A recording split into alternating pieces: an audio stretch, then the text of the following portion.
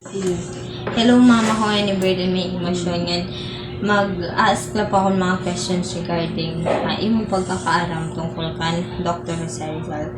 So, may da po 3 nga parts or level akong mga questions. May easy, medium, and hard. So, hindi po ano kita may easy. So, hino po Jose Rizal? Jose Rizal, nato national hero.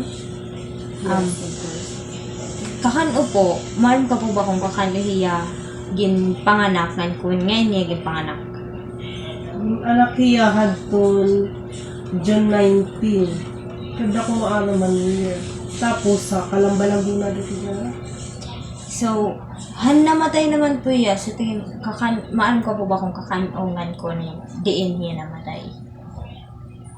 December 13, tapos ginpusulit niya nga ito may Luneta Park. Kaya ano po yung, maram ka po ba kung ano na hinabo dito? Exactly nga na hinabo dito. Durak maaram. Para po mo, kaya ano ging consider Rizal as sa hero han Philippines? I think dami niya na ambag na mga kuan. So, have you heard about Rizal Day po ba? Ngan, sa tingin mo, para ano ini nga Rizal Day? As gina-honor natin an iya pagiging hero. So, dito po natatapos ang easy questions. Yan na po, makata naman po kita medium level.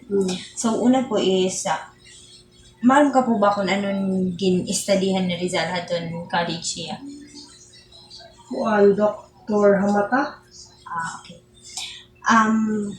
Nakabati ka na ba or may daka po ba aram hato tungkol duha niya nga novels nga ginhimo nga naging famous? Ano, limitang hiri. Tapos, an Elfin. Filibusterismo.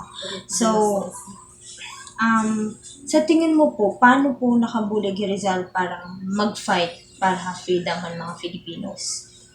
Iya time. I think through his books na to. So, yan na po nga panahon, paano natin gina-remember or gina-honor ni Rizal? Every December 30, di ba may daan natin kuan? National Heroes Day. Day of Manila. Yan ang hard level. Ano? Ang hard level po. Ay, may na ka po ba idadagdag? Hard level na kita? Hard level na po kita. So, may daha po na question. Una po is, sa tingin mo, ano pong pinagkaibahan no, limitang hiri ngan han el filibusterismo na libro ni Dr. Ano limitang hirip? More on love. Asa ba? Tapos ang Elfili, more on war, ang greediness. Isa na lang yung bilang.